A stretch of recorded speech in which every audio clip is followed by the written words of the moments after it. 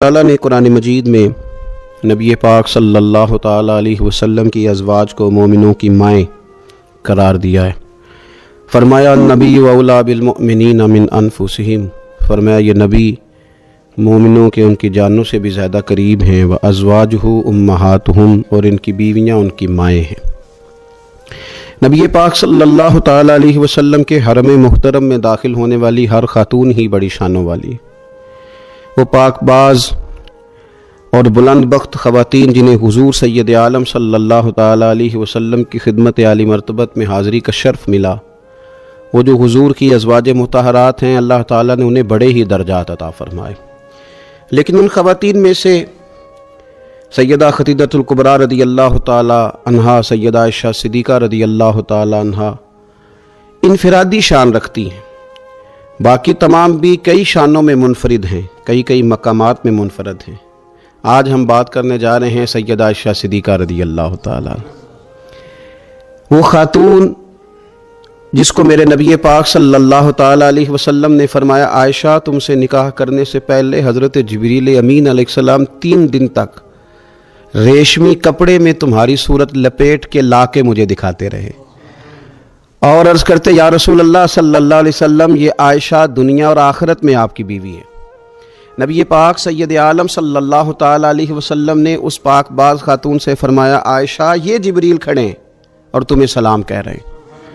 حضرت عائشہ صدیقہ رضی اللہ تعالیٰ عنہا کو اللہ تعالیٰ نے بڑی شانیں عطا فرمائی، اور سب سے بڑی شان یہ تھی کہ وہ رب کے حبیب کی محبوبہ تھی۔ نبی پاک علیہ السلام نے سیدہ فاطمہ الزہراء رضی اللہ تعالیٰ عنہا سے خود فرمایا، کہا فاطمہ تمہارے باپ کو عائشہ سے بڑھ کر کوئی بھی محبوب نہیں۔ حضرت عائشہ صدیقہ رضی اللہ تعالیٰ عنہا کو اللہ تعالیٰ نے انفرادی عظمتوں سے نوازا، انفرادی شانوں سے نوازا، ان کو اللہ تعالیٰ نے بے شمار خصوصیات عطا فرمائی۔ حکیم الامت مفتی احمد یار خان صاحب نعیمی رحمۃ اللہ علیہ فرمایا کرتے تھے، سیدہ عائشہ صدیقہ کے فضائل تو ریت کے ذروں سے بھی زیادہ ہیں، بارش کے قطروں سے بھی زیادہ ہیں، ان کے فضائل تو درختوں کے پتوں سے بھی زیادہ ہیں۔ اللہ تبارک و تعالیٰ نے انہیں بڑی عظمتوں سے، شانوں سے نوازا۔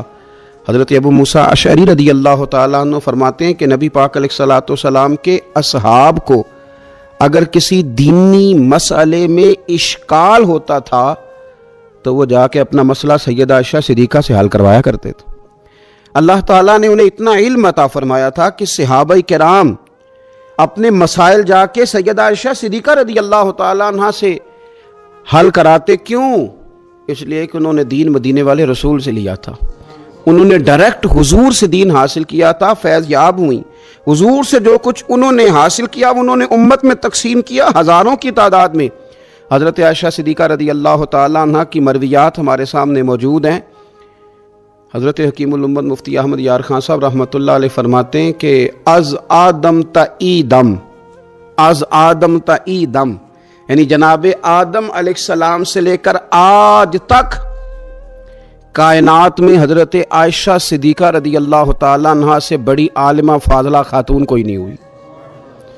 انفرادی علم اللہ تعالیٰ نے انہیں عطا فرمایا، لوگ ان سے مسائل پوچھتے، لوگ ان سے بات کرتے، پھر علم تھا، اور علم کے ساتھ اللہ تعالیٰ نے انہیں تقوی کی توفیق عطا فرمائی تھی۔ صحبت مصطفیٰ کریم علیہ السلام کی برکت سے ان کے اندر اللہ تعالیٰ نے وہ خوبیاں جو تعلیم امت کے لیے، اور ہماری اس ماں کی وہ شانیں جن پر ان کی اولاد عمل کرے تو وہ اللہ کے قریب چلی جائے۔ حضرت عروہ بن زبیر رضی اللہ تعالیٰ عنہ فرماتے ہیں کہ یہ عجیب سخی خاتون تھی، 70,000 دینار میں نے ان کے ہاتھ میں دیکھے، سارے انہوں نے اللہ کے راستے میں خیرات کر دیے، لیکن جب میں نے ان کے اپنے کپڑے دیکھے تو ان کو پیبند لگے ہوئے تھے۔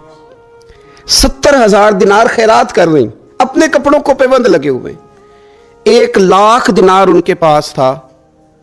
ان کی خادمہ کہتی ہے سارا ہی سیدہ عائشہ صدیقہ نے خیرات کر دیا۔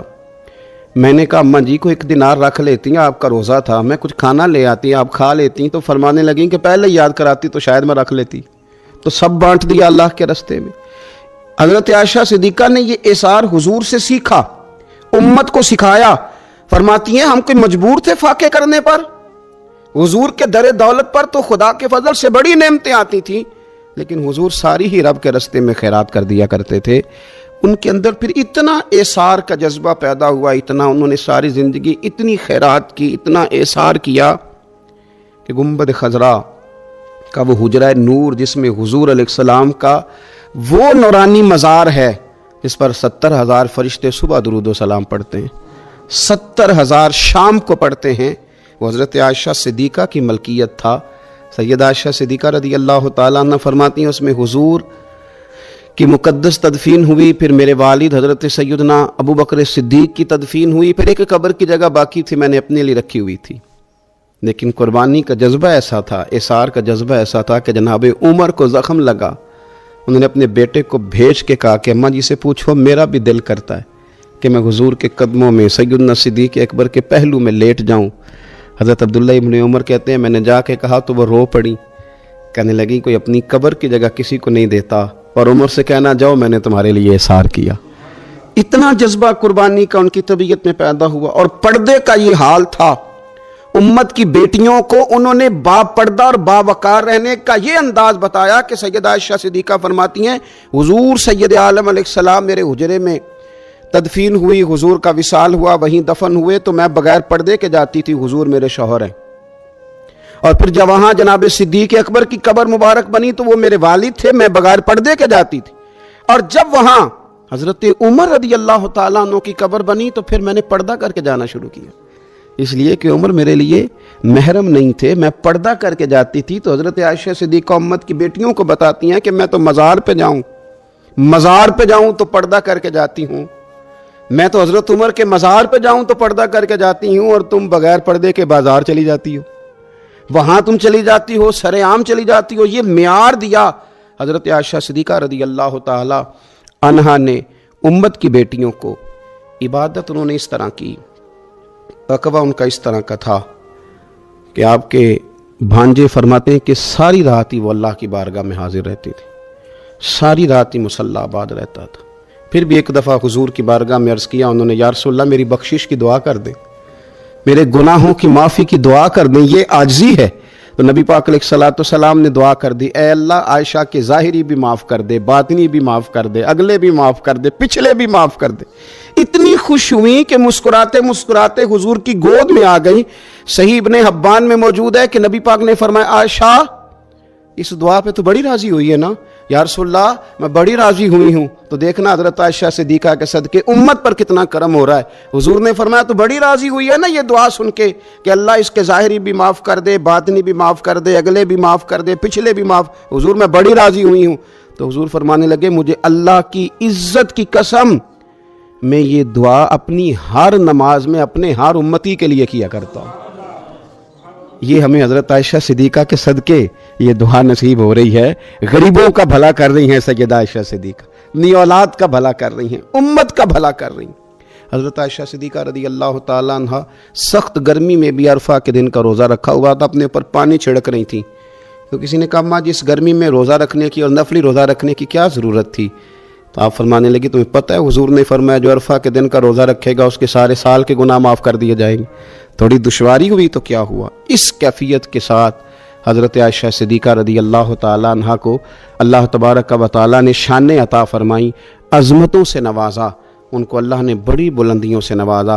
حضرت عائشہ صدیقہ رضی اللہ تعالیٰ عنہ بطور ناز کے فرمایا کرتی تھیں، کہتی تھی 10 خوبیاں لوگوں مجھے وہ ملی ہیں جو میرے علاوہ کسی حضور کی زوجہ کو نہیں ملی۔ سب کی الگ الگ خصوصیات ہیں نا، سب کی الگ الگ شانیں، انفرادیت ہے۔ فرماتی تھی 10 چیزیں مجھے ایسی ملی ہیں جو میرے علاوہ کسی کو نہیں ملی۔ اماں جی وہ کون سی؟ تو فرمانے لگی میرے علاوہ حضور نے کسی کنواری عورت سے نکاح نہیں کیا۔ پھر فرمانے لگی میرے علاوہ حضور کی کوئی بیوی ایسی نہیں، کوئی اہلیہ ایسی نہیں جس کا باپ بھی مہاجر ہو، جس کی ماں بھی مہاجر ہو۔ اور پھر فرمانے لگی لوگو اللہ تبارک و تعالیٰ کا کرم دیکھو، رب کریم نے میری برات اور میری پاک دامنی کا اعلان عرش سے جاری فرمایا ہے۔ عرش سے حضرت عائشہ صدیقہ کے بارے میں 18 آیتیں سورہ نور کی نازل ہوئی۔ پھر سیدہ عائشہ صدیقہ رضی اللہ تعالیٰ عنہ فرمانے لگی میں ہی وہ خاتون ہوں کہ نکاح سے پہلی ریشمی کپڑے میں لپیٹ کے حضرت جبریل میری صورت لا کے حضور کو دکھایا کرتے۔ پھر فرمانے لگی میں ہی وہ عورت ہوں، میں ہی وہ حضور کی اہلیہ ہوں کہ جس برتن سے حضور غسل کرتے تھے مجھے بھی اسی سے غسل کرنے کا شرف حاصل ہو جاتا تھا۔ پھر فرماتی ہیں لوگوں یاد رکھو میں ہی نبی پاک صلی اللہ تعالیٰ علیہ وسلم کی وہ بیوی ہوں کہ میں حضور کے سامنے سوئی رہتی تھی، حضور تہجد کی نماز پڑھتے رہتے تھے، گویا جو انوار و تجلیات تہجد کے وقت وہاں نازل ہوتے تھے مجھے بھی اس میں سے خیرات ملا کرتی تھی۔ حضرت عائشہ صدیقہ رضی اللہ تعالیٰ عنہ فرماتی ہیں یہ میرا ہی مقام ہے کہ حضور میرے بستر میں ہوتے تھے اور حضور پر وحی نازل ہو جایا کرتی تھی۔ پھر ارشاد فرماتی ہیں کہ نبی پاک صلی اللہ تعالیٰ علیہ وسلم نے مجھے ہی وہ مقام دیا کہ حضور کا نورانی وجود میری گود میں تھا جب نبی پاک نے وصال فرمایا۔ فرمانے لگی یہ بتاؤ شیر کی مونچھ کو ہاتھ کون لگائے گا، کہنا کس نے ہے، بندہ بھی تو ڈھونڈو نا۔ نے کہا جناب میرا یہ خیال ہے کہ مولا علی شیر خدا کہیں گے، کیونکہ جس شخص کی عمر کو سب سے زیادہ حیا کرتے دیکھا وہ شیر خدا مولا علی ہے رضی اللہ تعالی علی کہیں گے، اس لیے کہ جناب علی تو کئی دفعہ جب گفتگو کرتے تھے تو حضرت عمر چپ کر جاتے تھے اور فرماتے تھے علی نہ ہوتا تو میں ہلاک ہو جاتا، تو کہا علی سے کہو۔ جناب علی شیر خدا کو بلایا، کس کام کے لیے جی؟ اللہ اکبر۔ یہ ذرا اپنے اس دور پہ اس بات کو ذرا لاکا جناب ان سے کہیں کہ زیادہ نہیں، ایک کرتا نیا پہن لے، سفیر آتے ہیں وزیر آتے ہیں تو ایک کرتا نیا پہن لے۔ حضرت علی کو بلایا، آپ فرمانے لگے کوئی اور بات ہوتی تو میں کہہ دیتا، یہ والی میں نہیں کہہ سکتا، کوئی اور ہوتی تو میں عمر کو کئی دفعہ کہہ دیتا ہوں، جلال میں بھی تو سن، یہ والی میں نہیں کہہ سکتا، میں تمہیں ایک مشورہ دیتا ہوں۔ کہا وہ کیا؟ کہنے لگے سید عائشہ صدیقہ سے کہو، وہ مومنوں کی ماں ہے، عمر ٹالے گا نہیں۔ اماں جی سے جا کے کہا اماں جی نیا کرتا عمر سے کہیں پہن لیں، وزیر آتے ہیں بڑے بڑے لوگ تو چلو کوئی عرض نہیں،